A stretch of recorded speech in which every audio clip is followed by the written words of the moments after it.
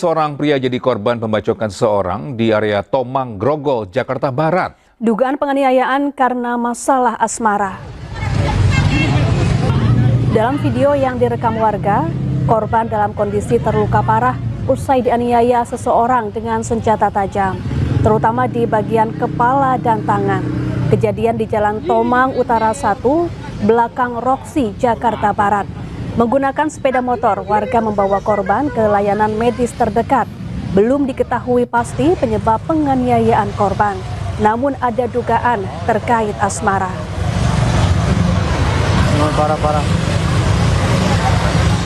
Pemirsa, seorang perempuan penjaga loket karcis di Terminal Bangkalan, Jawa Timur menjadi korban kekerasan. Korban dipukul oleh seorang pria yang dikenal sebagai preman terminal.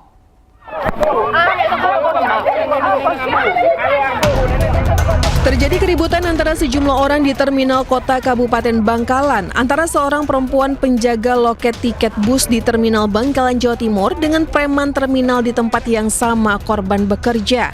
Insiden ini bahkan diwarnai aksi pemukulan terhadap korban bernama Diana Novita. Berawal saat terjadi cekcok mulut antara anaknya korban dengan petugas loket tiket bus lainnya terkait penumpang. Melihat hal ini, korban berusaha melerai dengan cara memegangi anaknya agar tidak melanjutkan keributan tersebut. Namun saat itulah korban tiba-tiba dipukul pada bagian belakang kepalanya oleh seorang laki-laki berinisial HS. Akibatnya keributan makin pecah, namun akhirnya berhasil diredam petugas terminal. Usai kejadian tersebut, korban lalu melaporkan aksi pemukulan ini ke Mapolres setempat dengan disertai bukti hasil visum dari rumah sakit. Korban menyatakan pelaku pemukulan yang berinisial HS memang sudah lama menyimpan dendam pada dirinya. Hal ini karena ia selalu menolak membayar jatah uang keamanan pada pelaku yang dikenal sebagai preman terminal. Taunya saya kok ceplok ke kepala saya, di belakang saya. Loh, saya lihat gini, tuh Hamsi gitu. Saya gini, kamu tuh ngapain mukul saya, tak gituin. Akhirnya, awas kamu di sini di terminal, kamu jangan di sini, jangan berulah, gitu Hamsi itu. Gitu loh. Alasan sampai dipukul kenapa katanya, Bu? Lah itu tidak ngerti saya, kenapa saya kok dipukul gitu, Pak. Jadi saya takut terjadi perkelahian, saya pegang anak saya gitu loh, saya lerai, takut terjadi perkelahian. Menurut korban, pelaku HS memang selalu meminta jatah secara paksa pada setiap loket karcis. Namun korban selalu menolak membayar jatah preman tersebut sehingga pelaku diduga memiliki dendam yang akhirnya dilampiaskan saat keributan terjadi. Dari Bangkalan, Madura, Taufik Syahrawi, iNews melaporkan. Sementara itu seorang pelaku pencurian motor tertangkap basah oleh korbannya saat beraksi. Pelaku sempat berduel dengan korban hingga berakhir dihajar massa dan babak belur.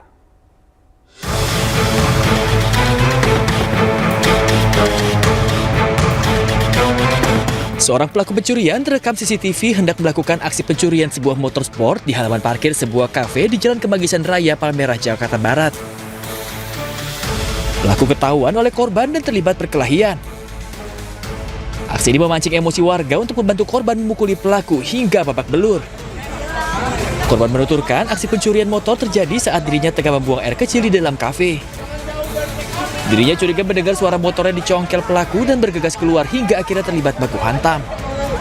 Batu warga, pelaku menjadi bulan-bulanan masa hingga babak belur. Sebelum saya masukin motor, saya langsung masuk ke WC. Nah, pas di WC itu, saya lagi BAB, saya kayak dengar, kok kayak ada orang di depan. Makanya saya cepat, saya keluar. Nah, pas saya keluar, saya lihat ada orang di motor nih, bobol. Saya langsung, nggak pakai nanya, saya langsung pukul orangnya sampai orangnya langsung jatuh. Akhirnya dia kabur ke temannya di sebelah sini. Pas naik motor saya kejar, saya tangkap lagi, saya tarik lagi, saya seret sampai sini sampai warga datang. Pelaku kini mendekam di jeruji besi Polres Jakarta Barat untuk mempertanggungjawabkan perbuatannya. Sementara itu seorang pelaku lain berhasil kabur dan masih dalam pengejaran Polres Jakarta Barat. Dari Jakarta, Miftahul Gani, iNews melaporkan. Pemirsa, para pelaku kejahatan di ibu kota semakin nekat.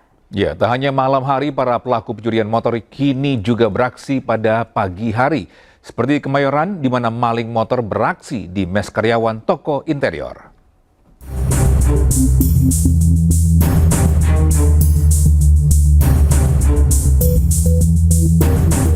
Memanfaatkan pintu gerbang yang tak terkunci, satu dari dua pelaku curanmor masuk ke halaman sebuah mes karyawan toko interior di Jalan Cempaka Baru 1, Kemayoran, Jakarta Pusat. Meski menyadari adanya kamera CCTV yang memantau, pelaku tetap nekat beraksi. Hanya membutuhkan waktu singkat, pelaku menjebol kunci motor dan membawa kabur satu motor bersama rekannya yang menunggu. Aksi curanmor ini terjadi pada pagi hari saat sejumlah karyawan masih tertidur lelap. Sejumlah tetangga sempat melihat kejadian tersebut, namun tak menaruh curiga karena mengira para pelaku adalah karyawan penghuni mes. Sekitar jam 7:30-an itu posisi gerbang udah digrendel lah, tapi memang nggak dikunci. Juga posisi motor juga nggak dikunci cakram. Sebenarnya dari CCTV itu ada orang lah melihat, cuma dianya itu nggak ngeh bahwasanya yang ngambil itu curanmor ataupun maling motor itu. Dikira dari tim kita yang ngambil motor. Itu pelaku ada berapa orang? Dilihat dari CCTV itu ada 2 orang, yang satu standby di motor, yang satu masuk. Berbekal bukti rekaman CCTV dan surat kendaraan, pemilik toko telah melaporkan kejadian tersebut ke Polsek Kemayoran. Kejadian ini diharapkan menjadi bahan perhatian agar selalu waspada saat memarkirkan kendaraan, mengingat aksi kejahatan di ibu kota kian marak terjadi. Dari Jakarta, Rani Sanjaya, iNews melaporkan. Bisa viral isu teror pocong yang disebut-sebut menjadi modus kejahatan di wilayah Cipondoh, Kota Tangerang akhirnya mendapat respon serius dari aparat kepolisian. Ya, Polsek Cipondoh meningkatkan patroli dan mengimbau warga agar tetap waspada. Ya itu. Udah pegang. Foto ini dia. Warga Cipondoh, Kota Tangerang dibuat resah dengan teror pocong gadungan. Dalam video yang viral disebutkan pocong gadungan membuat teror dengan menakut-nakuti warga hingga warga tersebut kabur dari rumahnya. Saat itulah pocong gadungan merampok dan mencuri barang-barang berharga dalam rumah.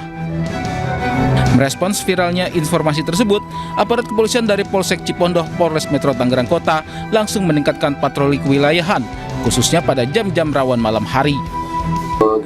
Kalau untuk di Cipondoh sampai saat ini belum ada laporan terkait masalah yang ramai, masalah pocong. Tapi walaupun itu kita ke depan tetap akan pantau wilayah, tetap patroli untuk meminimalisir kejadian-kejadian yang nggak kita inginkan, gitu. Himbauan buat masyarakat Cipondoh dan Kota Tangerang apa sih, Pak? Intinya ya kita menghimbau untuk warga tetap hati-hati, jaga keselamatan masing-masing. Ya terkait keamanan itu tanggung jawab kita bersama.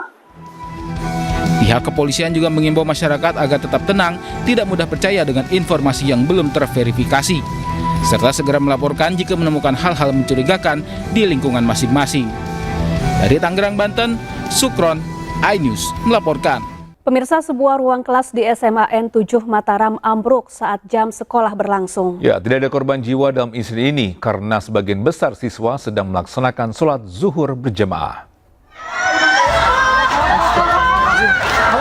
Astagfirullahaladzim, Jo, ngapain kamu lasing, Jo? Allahu Akbar. Ruang kelas di SMA N7 Mataram ambruk. Sejumlah siswa bahkan sempat tertimpa reruntuhan bangunan sekolah.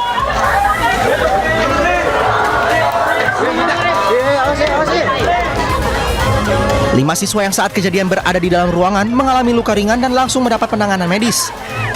1 siswa sempat dirujuk ke rumah sakit untuk observasi. Sebelum kejadian, kondisi bangunan tidak menunjukkan tanda kerusakan. Jadi saat itu siswa sedang sholat zuhur berjamaah seperti biasa. Nah, yang ada di dalam kelas itu adalah siswa yang tidak melaksanakan. 5 siswa sebenarnya di sana, cuman yang 1 sudah duluan keluar. Yang 4 ini alhamdulillah bisa keluar dengan selamat, tidak hanya lecet, cedera sedikit saja, dan sudah kami bawa langsung ke rumah sakit kota, ke puskesmas. Kebetulan lihat di belakang ini kan puskesmas, langsung ditangani dan pulang. Hanya 1 masih yang perlu observasi, kami dirujuk ke rumah sakit kota. Pihak sekolah kini menutup sementara 3 ruangan yang berada dalam satu struktur bangunan dan akan melakukan pemeriksaan menyeluruh untuk memastikan keamanan bangunan sekolah. Dari Mataram, Nusa Tenggara Barat, Rian Fujiawan, iNews melaporkan. Mahasiswa Universitas Pembangunan Nasional Veteran Yogyakarta menggelar unjuk rasa besar-besaran. Ya, mereka mendesak kasus dugaan kekerasan seksual yang dilakukan dosen diusut tuntas.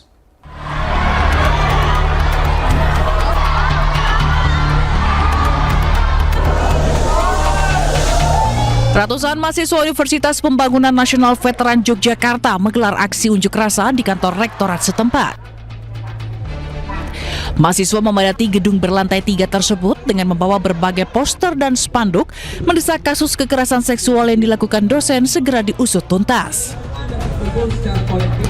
Ketua Badan Eksekutif Mahasiswa, Keluarga Mahasiswa UPN Veteran Yogyakarta mengatakan aksi mahasiswa merupakan akumulasi kemarahan atas belum tuntasnya kasus tersebut. Mahasiswa menuntut rektorat selesaikan kasus dalam waktu 3 hari dan menuntut pelaku dinonaktifkan. Peristiwa dugaan kekerasan seksual terjadi sejak 2013 silam dan terjadi di beberapa fakultas dan diduga melibatkan 8 dosen. Sejumlah pihak telah diperiksa termasuk oknum dosen selaku terlapor hingga sejumlah mahasiswi. Sebenarnya kami ada 7 poin. Yang pertama itu untuk terkait dengan kekerasan seksual, penanganan kekerasan seksual yang ada di lingkungan kampus. Itu komitmen dari kampus untuk menyelesaikannya dan menonaktifkan sementara beberapa pelaku yang sudah kami masukkan ke laporan Satgas, namun hingga saat ini belum ada penyelesaiannya. Jadi kami menuntut komitmen serta transparansi dari penanganan kasus, kemudian perlindungan dan hak restitusi dari korban yang paling utama. Secara inti seperti itu, Mas, dalam tempo 3 hari, karena sebenarnya ini sudah berlangsung sangat lama gitu. Harus ada prosedur yang harus kami lalui, artinya kami harus mem-BAP beberapa pihak terkait dengan kasus ini, dan itu memang memerlukan waktu. Dan saya sangat berharap mahasiswa bersedia membantu kami untuk menyelesaikan hal ini. Kenapa? Karena kami tidak bisa sendiri gitu. Kami butuh mahasiswa untuk collecting data dan melakukan konfirmasi juga.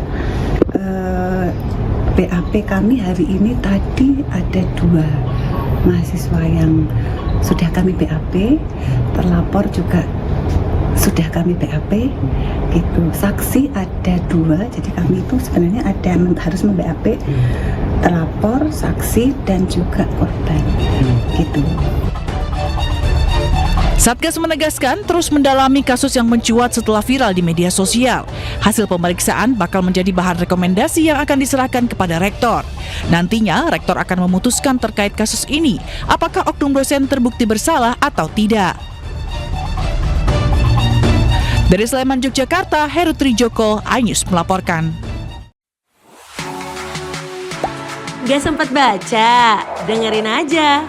Klik icon text to speech, gak pakai ribet di okezone.com.